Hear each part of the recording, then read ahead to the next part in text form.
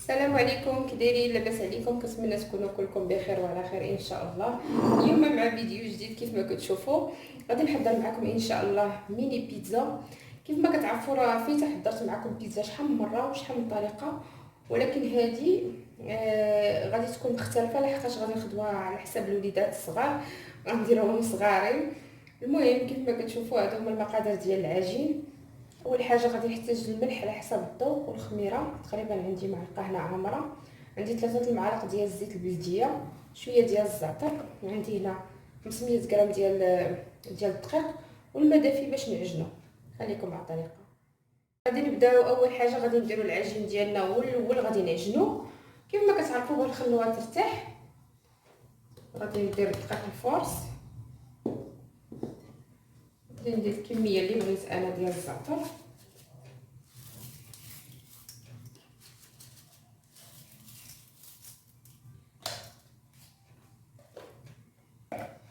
وغادي ندير الملح على حسب الذوق، يعني ديروا قياسكم.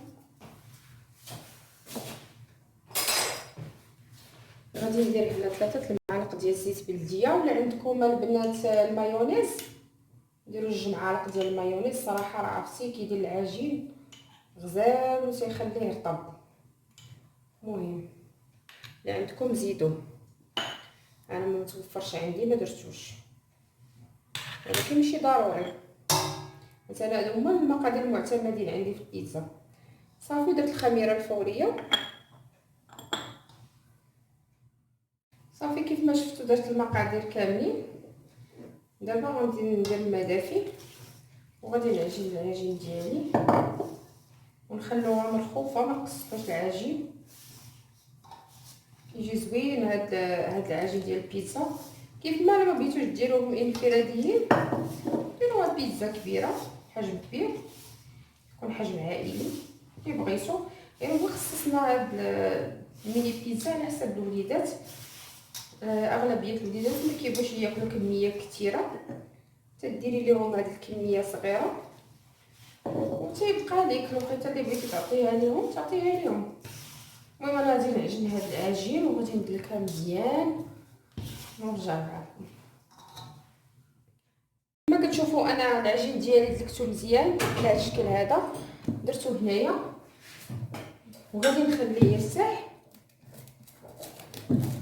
بين ما وجدت باش غادي نعمرو، باش غنديرو البيتزا غادي نغطيها بلاستيك بحال هكا صافي ونخليها ترتاح. كتشوفوا هادو هما المقادير اللي غنحتاجو للبيتزا. دابا العجين هو تيطلع عندنا كيف ما كتشوفوا. غادي نحتاجو الزيت البلديه، الماء طيش الحك، وغادي نحتاج الملحه، الزيتون، الكحل، التوابل. غنحتاج الخرق ومعرق والابزار والتحميره، فلفل احمر. غادي نحتاج البصله والفرماج اللي حكيناه. اول حاجه انا غادي نوريكم هنا باش ما نوصفوش، باش ما نطولش عليكم الفيديو. غادي ناخذ البصله هكا،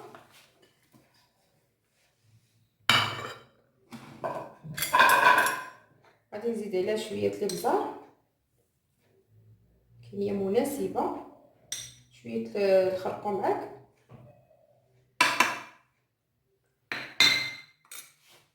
وغندير الملحه على حسب الذوق، وغادي ندير الزيت البلديه.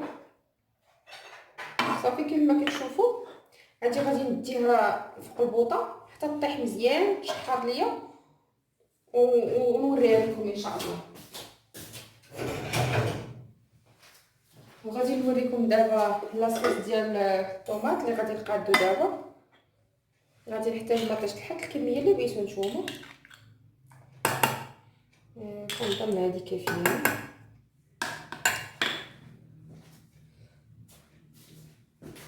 غادي ندير معاها الماء تقريبا 3 معالق. غنشوف الكميه دابا نقدمو على هاد الشكل هذا. راه كنت درتها معكم في البيتزا الاخرى اللي من قبل على هاد الشكل هذا.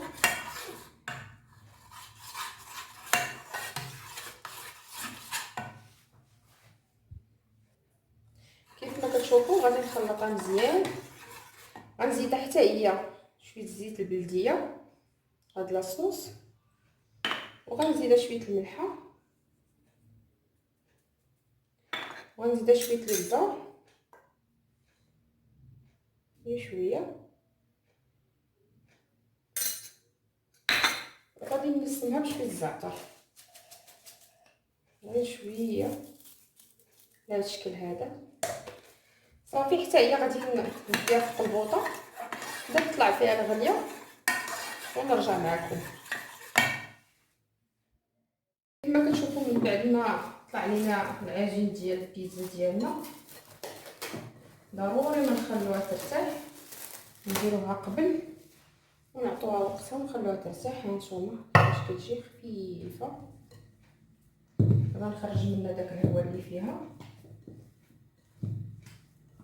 وخديت هنا السميده ديال الحلوى، قلت من الاحسن من دقيق الفرص باش يجوني حرشين زوينين.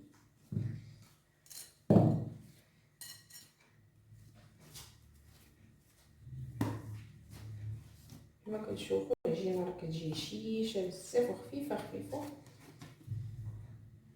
وانا غادي ندير لها بحال هكا وغادي نسرحها. خديت هذا الاطار، ولكن كنظن هذا الاطار رجالي كبير، غادي ناخذ غير هذا صغير ولا غادي نخدم به. كيف ما كتشوفوا انا غنسرح هذا العجين.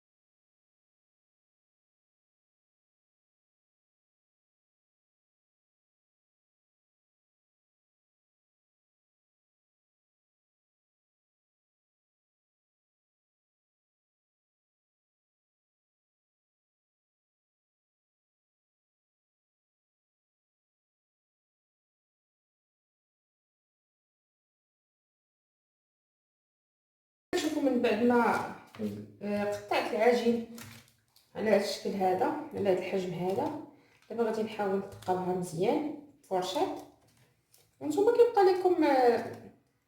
لكم الاختيار، ديروها بالحجم اللي بغيتو. انا درتها صغيره بحال هكا تجي زوينه.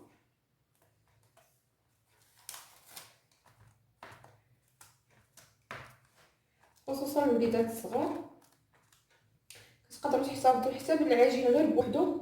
يعني الا بغيتوش ديروا ليه هذا الخليط هذا دابا من الفوق، يعني طيبه نص طيبه تقريبا، تيبقى ابيض غير تيشد في راسو. صافي تخرجوا نديروا في الكونجيلاتور تحتفظوا بهم. ولا حتى درتو لهم سميتو فوق منهم البصله والفرماج يعني، ولا طابو بهم عادي، تديرهم في بواطه يعني وتسخنوا لوليداتكم. حتى الوليدات يعني تياكلوا واحد الحاجه وكتكون صغيره احسن ما ياكلوا حاجه والحجم ديالها كبير. كيجي الشكل ديالهم زوين. وشفتوني راني قرصتهم بالسميده الرقيقه، السميد الرقيق عفوا، سميت الحلوه، باش كيجيو شويه حرشين ما تيجوش.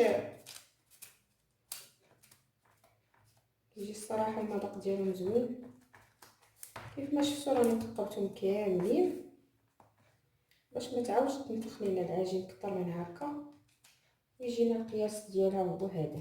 معليش راك دابا غادي ناخذ لاصوص. كيف ما شفتوا راه التحضير ديالو ساهل.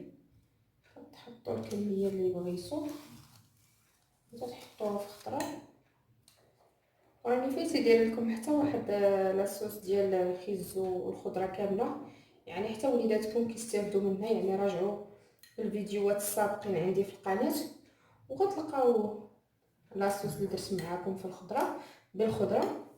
تيجي صحي وتيجي حتى المذاق ديالو رائع، وحتى هو تحتفظوا به في الكونجيلاتور الوقيته اللي تتبغيوه.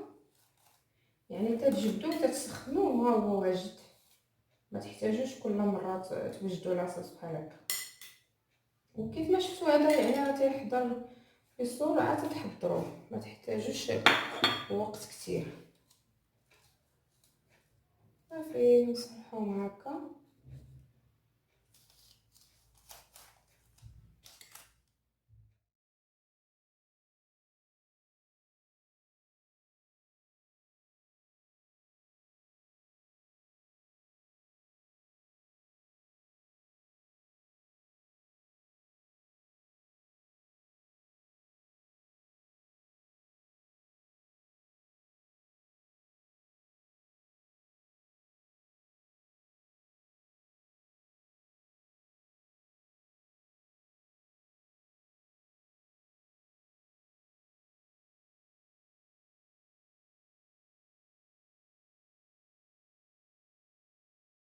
شفتوا من بعد ما سرحت لاصوص ديالنا البيتزات كاملين، دابا غادي نبدا ناخذ شويه البصله.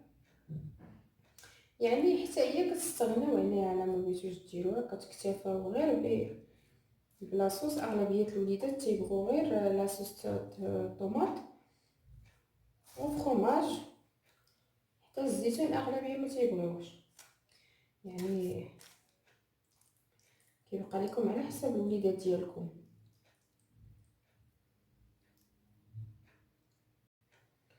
غادي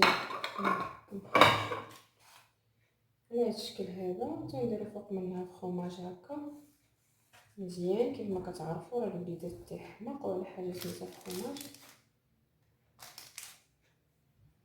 صافي وتنديروا زيتونه هكا من الفوق. نجي على هذا الشكل هذا. انا نكمل هذه الكميه كامله ونرجع معكم.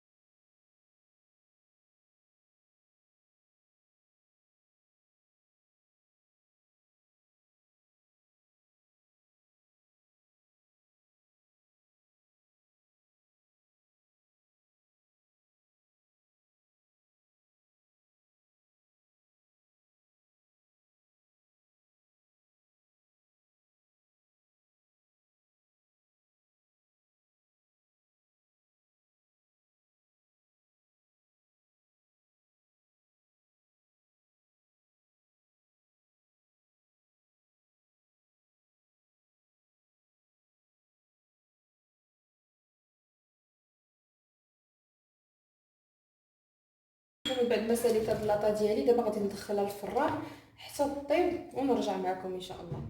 كتشوفوا هذه البيتزا ديالنا كتجي على هذا الشكل هذا، كتجي رائعه لا في الشكل ولا في المذاق، وكتجي هشيشه خفيفه. شوفوا كيفاش كتجي. كنتمنى تعجبكم وتعجب حتى وليداتكم ان شاء الله. تديروها وتردوا عليا في الكومونتير. هانتوما كيفاش كتجي، راه كتجي خفيفه خفيفه وهشيشه. هانتوما كنتمنى تعجبكم وبصحه وراحه. كاع الناس اللي في القناه ديالي كنتمنى تابوناو فيها وديروا جيم وفعلوا الجرس باش يوصلكم كل جديد من عندي ان شاء الله، وتعم الفائده. كنتمنى حلقه اليوم تكون عجباتكم، وبسلام عليكم الى فيديو جاي.